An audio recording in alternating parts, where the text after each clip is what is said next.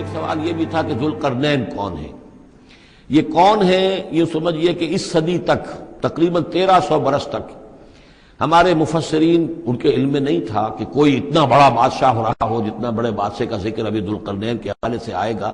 تو لہذا لوگوں نے یہ سمجھا عام طور پر کہ سکندر اعظم، یہی معلوم تھا سکندر بہت بڑا فاتح تھا، لیکن یہ کہ اس کی سیرت و کردار جو ہے جو سکندر کی معلوم ہے اس کی کوئی مناسبت ذوالقرنین کے اس کردار سے نہیں ہے۔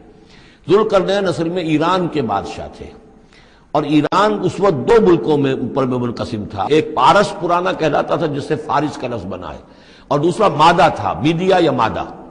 تو یہ ایک شخص ایسے ابھرے کہ جنہوں نے ان دونوں کو ملا کر ایک حکومت بنایا، اور وہاں سے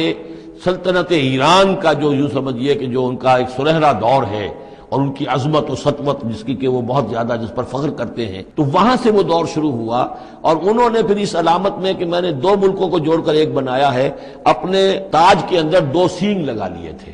اور وہ جو ہے ذوالقرنین یہ لقب ان کا ہو گیا تھا۔ اس کے حوالے سے سوال کیا گیا اور اس کے بارے میں تفصیل جو اگلے رکوع میں آئے گی۔ وَيَسْأَلُونَكَ عَنْ ذِي الْقَرْنَيْنِ قُلْ سَأَتْلُو عَلَيْكُم مِّنْهُ ذِكْرًا صدق اللہ العظیم۔ ذوالقرنین کے بارے میں آپ کو بتا چکا ہوں کہ ان کا نام تاریخ میں جو مشہور ہے وہ کیخسرو یا سائرس، اور انہی سے اصل میں ایران کی عظمت کے دور کا آغاز ہوا تھا۔ تقریباً میں سمجھتا ہوں کہ شاید 25-30 سال پہلے کی بات ہے، جب شہنشاہ ایران اس وقت جب کہ ان کی بادشاہت جو ہے وہ بڑے عروج پر تھی، انہوں نے 2500 سالہ برسی منائی تھی انہی کیخسرو کی، سائرس کی۔ ان کی قبر جو ہے مقبرہ وہ دریافت ہو گیا تھا، اور وہاں پر ان کا ایک مجسمہ بھی دریافت ہوا تھا کھدائی پر، اس مجسمے میں وہ دو لگے ہوئے تھے سینگ بھی۔ اس موضوع پر سب سے پہلے مولانا ابوالکلام آزاد مرحوم نے جو اپنی ترجمان القرآن کے نام سے انہوں نے مختصر ترجمہ اور تفسیر لکھی ہے، اس میں بڑے تفصیلی نوٹس لکھے ہیں۔ سب سے پہلے پھر سوال پیدا ہوتا ہے کہ ان سے کیا دلچسپی یہود کو تھی، تو وہ بھی سمجھ لیجئے کہ نبوکدنضر نے 587 قبل مسیح میں حملہ کیا تھا فلسطین پر، اور نبوکدنضر عراق کا بادشاہ تھا، تو عراق کا بادشاہ تھا جس نے حملہ کیا تھا، یروشلم پر تباہ و برباد کیا اور ان کو قیدی بنا کر لے گیا۔ ایران میں یہ شخصیت ابھری کیخسرو کی یا سائرس کی، اس نے پھر فتوحات کا دائرہ شروع کیا، تو عراق کو فتح کیا، بیبیلونیا کو، اور یہاں پر جو یہ اسیر تھے یہودی ان کو اجازت دے دی کہ تم واپس جاؤ، اپنا یروشلم آزاد کرو، اپنے جا کر آباد کر لو دوبارہ۔ تو گویا کہ یہ محسن ہیں ان کے، ذوالقرنین جو ہے ان کے محسن ہیں، جن کی وجہ سے کہ جن کے ذریعے سے اللہ تعالیٰ نے انہیں بیبیلونیا یعنی عراق کی کیپٹیوٹی جو ان کی اسارت کا دور تھا اس کو ختم کیا، آزادی ملی، اور پھر یہ واپس آئے، حضرت عزیر علیہ السلام کے ساتھ قافلہ آیا ہے، اور وہ تقریباً پھر انہوں نے آ کر یہاں اثر نو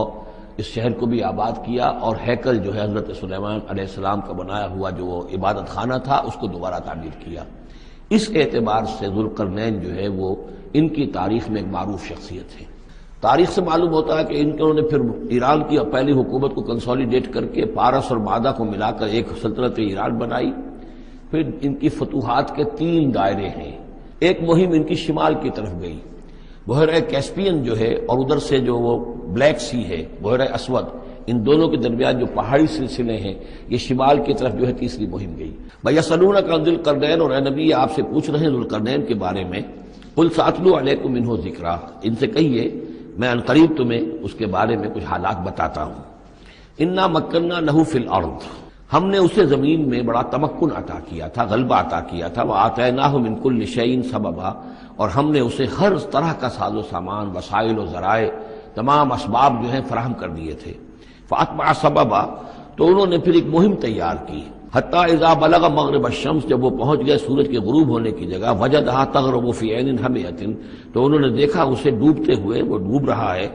ایک بڑے گدلے سے سمندر کے اندر، ووجد عندها قوما، اور وہاں انہوں نے ایک قوم کو پایا مراد یہ کہ اس قوم پر انہیں فتح ہوئی، جنگ ہوئی،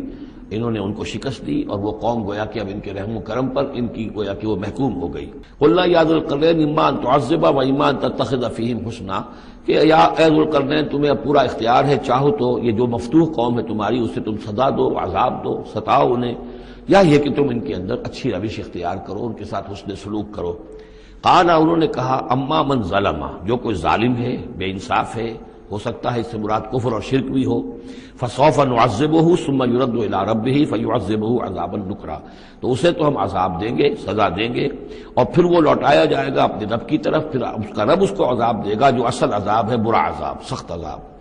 وَأَمَّا مَنْ آمَنَ وَعَمِلَ صَالِحًا، اور جو لوگ ایمان لائیں گے اور یقین کریں گے حقائق پر، اللہ کو مانیں گے، وَعَمِلَ صَالِحًا اور نیک عمل کریں گے، فَلَهُ جَزَاءً الْحُسْنَى، تو اس کو ہم اچھا بدلہ بھی دیں گے، وَسَنَقُولُ لَهُ مِنْ أَمْرِنَا يُسْرًا، اور اس سے ہم اپنے معاملے میں بھی نرم بات کریں گے. ثم اتبع سبابا، مغرب کی طرف سے فارغ ہو کر پھر اب یہ مشرق کی طرف گئے، پھر انہوں نے ایک اور مہم کا بندوبست کیا. حتی اذا بلغ مطلع الشمس، یہاں تک کہ جب وہ سورج کے طلوع ہونے کی جگہ تک پہنچ گئے، تو وہاں جب پہنچے وجدہا تطلع علی قوم لم نجعل لهم من دونہا سترا، تو انہوں نے پایا اس کو کہ وہ طلوع ہوتا ہے ایک ایسی قوم پر کہ جس کے لیے ہم نے آفتاب سے کوئی اوٹ نہیں رکھی ہے. کذالک، ایسا ہی ہوا وہاں بھی، یعنی جو پہلے ہوا تھا کہ یہاں بھی معاملہ وہی ہوا کہ اللہ تعالیٰ نے اختیار مطلق انہیں دیا، فتح دی، لیکن انہوں نے یہاں بھی یہی کہا کہ جو نیک لوگ ہوں گے ان کے ساتھ ہم نرمی کریں گے اور جو شریر ہوں گے ان کو سخت سزا دیں گے. وقد احطنا بما لدیہ خبرا، اور ہمیں پوری طرح معلوم ہے کہ جو وہاں اس کی خبر ہوئی اور جو بھی حالات وہاں گزرے، جو ماجرا وہاں ہوا. ثم اتبع سببا، اب یہ تیسری آ رہی ہے، ثم اتبع سببا، پھر اس نے ایک اور مہم تیار کی، یہ شمالی مہم ہے. حتی اذا بلغ بین السدین، یہاں تک کہ جب وہ دونوں پہاڑوں کے درمیان پہنچ گئے، تو یہ سمجھ لیجئے بحیرہ کیسپیئن داہنی طرف ہے، مشرق میں بحر اسود، اس کے درمیان یہ سلسلہ کوہ ہے اور یہ پیرلل چلتے ہیں دو دو، اور ان کے درمیان سے پھر وہ درے ہیں کہ جن میں سے ہو کر شمالی علاقے سے جو وحشی قبائل تھے وہ آ کر یہاں حملہ کرتے تھے، تاخت و تاراج کرتے تھے، لوٹ مار کر کے چلے جاتے تھے، جن کو یاجوج ماجوج کہا گیا ہے. حتی اذا بلغ بین السدین، جبکہ یہ پہنچے ان دونوں دیواروں کے درمیان، وجد من دونہما قوما، تو انہوں نے پایا ان دونوں کے ورے ایسے لوگوں کو، لا یکادون یفقہون قولا، یہ لوگ بھی ایسے تھے غیر متمدن، کوئی بات سمجھتے نہیں تھے، لیکن یہ کہ کسی نہ کسی ذریعے سے انہوں نے اپنا ایک مطلب، اپنی ایک عرضداشت پیش کی. قالوا یا ذا القرنین، انہوں نے کہا کہ اے ذو القرنین، ان یاجوج و ماجوج مفسدون فی الارض، یاجوج اور ماجوج جو قومیں ہیں یہ زمین میں بہت فساد مچانے والی ہیں. فہل نجعل لک خرجا، تو کیا ہم آپ کے لیے ایک سالانہ خراج مقرر کر دیں، الا ان تجعل بیننا و بینہم سدا،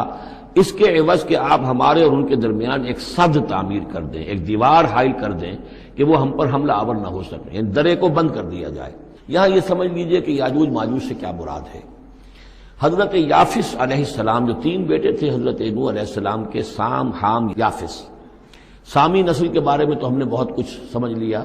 کہ حضرت ابراہیم بھی سامی نسل سے تھے، پھر قوم عاد بھی سام ہی کی نسل کی ایک شاخ تھی، قوم سمود بھی اسی کی شاخ تھی. یہ تمام جو ہے یہ تو سیمیٹک ریسز ہیں. حضرت یافس کی اولاد نے یہ سینٹرل ایشین ماؤنٹینز کا جو سلسلہ ہے اس کو کراس کیا اور شمال میں چلے گئے، اور شمال میں جا کر دائیں بائیں پھیل گئے. پھر یہ میدان ہے، ٹنڈرے کے میدان اور فلانے میدان اور بڑے بڑے کھلے میدان ہیں. تو گویا کہ ایشیا کو درمیان میں جو سلسلہ کوہ تقسیم کر دیتا ہے، ایک شمالی حصہ ہے، ایک اس کا اس کے جنوبی حصہ ہے. یہ شمالی میں چلے گئے اور جا کر پھر پھیلے. پھیلنے میں وہ مشرق کی طرف آئے تو چین اور ہند چینی تک یہ ساری قومیں جو ہیں یہ یلو ریسز، یہ انہی کی نسل سے ہیں.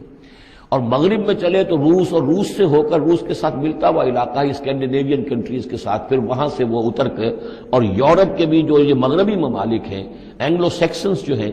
یہ بھی در حقیقت اسی سے اسکینڈینیوین کنٹریز سے اترے ہوئے لوگ ہیں. تو یوں سمجھ لیجئے کہ ویسٹرن یورپ اور ایسٹرن یورپ کا بھی خاص طور پر شمالی علاقہ، اور پورا یہ روس کا علاقہ، اور پورا صحرائے گوبی. یافس کے جن بیٹوں کے نام تورات میں آئے ہیں، کئی نام ہیں، وہ کوئی ایک دو نہیں، ان میں گوگ اینڈ میگوگ بھی ہے، توبال بھی ہے، موسک بھی ہے. موسک ایک شخص کا نام ہے، توبال ان کے ایک بیٹے کا نام تھا. یہ تورات کے اندر نام دیے گئے ہیں. گوگ اینڈ میگوگ، جاجوج ماجوج، یہ بھی انہی کے بیٹوں کے. یہ تمام اقوام جو ہے یہ وحشی ہیں، اور یہ تاخت و تاراج کرنا، لوٹ مار کرنا، یہ ان کا طریقہ ہے، اور ان کا ہے ذکر جو یہاں پر ہو رہا ہے. یہ جو سیلاب آیا تھا، کولونیل سیلاب جو ہم پر آیا تھا، جس میں کہ یہ اینگلو سیکسنز تھے، یہ سب کے سب جو ہیں یہ اسی نارڈک ریسز سے ہیں. یہ بھی یاجوج اور ماجوج کی نسل ہیں. ایک سیلاب ان کا آ چکا ہے جو آیا تھا یورپ کے سے نکل کر، یہ کولونیل سیلاب آیا اور پوری دنیا کے اوپر چھا گیا تھا. ایشیا اور افریقہ کو انہوں نے فتح کیا، کولونائز کیا. اب اگرچہ ان کی وہ بساط ایک دفعہ تو لپیٹ دی گئی ہے، وہ واپس چلے گئے ہیں، انڈائریکٹلی ہم پر حکومت کر رہے ہیں. ابھی ان کے جو ملٹی نیشنلز ہیں ان کے ذریعے سے یا بینکوں کے ذریعے سے، IMF کے ذریعے سے، ورلڈ بینک کے ذریعے سے، انڈائریکٹ حکومت ہے جو نیو ورلڈ آرڈر ہے۔ لیکن یہ ہے کہ ابھی ایک اور جو سیلاب ان کا آنے والا ہے وہ آتا ہے احوال قیامت کے معاملات میں، جب حضرت مسیح علیہ السلام کا نزول ہو چکے گا اور یہودیوں کا خاتمہ ہو چکے گا، اس کے بعد آخری سیلاب پھر آنا ہے جو اس کے خلاف وہ احادیث میں آتا ہے، پھر وہ یاجوج اور ماجوج کا ہوگا۔ اللہ تعالی ہمیں توفیق دے کہ یہاں وہ ہم پہلے اس نظام میں خلافت قائم کریں تاکہ یہاں سے پھر فوجیں جائیں اور حضرت مسیح کے ساتھ ہو کر اور حضرت مہدی کے ساتھ ہو کر عیسائیوں اور یہودیوں کے ساتھ جنگ کریں، اور بالآخر پھر یہ کہ پوری دنیا میں اسلام کا بول بالا ہوگا۔ لیکن جب یہ ہو چکے گا اس کے بعد ایک سیلاب پھر آئے گا یاجوج اور ماجوج کا۔ اس وقت بھی وہ یاجوج ماجوج تھے جو ان شمالی دروں سے آ کر حملے کرتے تھے۔ قالوا یا ذا القرنین ان یاجوج و ماجوج مفسدون فی الارض، وہ جو میں نے عرض کیا ہے کہ قیامت کے قریب بھی معاملہ ہوگا، یہ سورہ انبیاء کی آیات 97-98 ہیں۔ حتی اذا فتحت یاجوج و ماجوج وهم من کل حدب ینسلون واقترب الوعد الحق فاذا هی شاخصۃ ابصار الذین کفروا۔ تو دو جگہ قرآن مجید میں یاجوج اور ماجوج کا ذکر ہے، ایک یہ جو قریب قیامت میں ان کا جو ظہور ہونے والا ہے، ایک اس وقت کا معاملہ یہ چھوٹا سا تھا کہ جو ذوالقرنین کے سامنے آیا ہے۔ تو کیا ہم آپ کے لیے ایک سالانہ خراج طے کر دیں تاکہ آپ ہمارے لیے یہاں ایک سد تعمیر کر دیں، ایک بند باندھ دیں یہاں پر؟ قال ما مکنی فیہ ربی خیر۔ اب دیکھیے ان کا کردار، ان کا مجھے جو کچھ میرے رب نے دے رکھا ہے، دولت دے رکھی ہے، مال دے رکھا ہے، وہ بہت بہتر ہے اس سے کہ جو تم مجھے پیش کر رہے ہیں، مجھے خراج کی ضرورت نہیں ہے۔ فاعینونی بقوت، مجھے مین پاور فراہم کرو، باقی ساری سامان جو ہے میں فراہم کر لوں گا، لیکن بہرحال اس کو بنانے کے لیے، دیوار بنانے کے لیے اور دونوں پہاڑوں کے درمیان اتنی بڑی جو سد تعمیر کرنے کے لیے جو مین پاور چاہیے، اعینونی بقوت، تو محنت کے ذریعے سے، مین پاور کے ذریعے سے میری مدد کرو۔ اجعل بینکم و بینہم ردما، میں ان کے اور تمہارے درمیان ایک موٹی دیوار بنا دوں گا۔ آتونی زبر الحدید، لاؤ میرے پاس تختے لوہے کے۔ حتی اذا ساوا بین الصدفین، یہاں تک کہ جب دونوں جو اونچانے تھیں اس کے درمیان کا پورا علاقہ پر ہو گیا، بھر گیا۔ حتی اذا ساوا، برابر کر دیا دونوں بھانکوں تک پہاڑ کی۔ قال انفخوا، اب ان کا کہ آگ جلاؤ اس کے نیچے، وہ دہکا دی بھٹی جس سے کہ اب وہ لوہا گرم ہوا اور لوہے کی تختے جو ہیں وہ گرم ہو گئے۔ حتی اذا جعلہ نارا، جبکہ وہ سارے کے سارے لوہے کے جو تپ گئے خود اور سرخ ہو گئے۔ قال آتونی افرغ علیہ قطرہ، تو کہا لاؤ میرے پاس پگھلا ہوا تانبا کہ میں اس کے اوپر انڈھیل دوں۔ تو اس طریقے سے ایک بڑی مضبوط دیوار قائم کر دی۔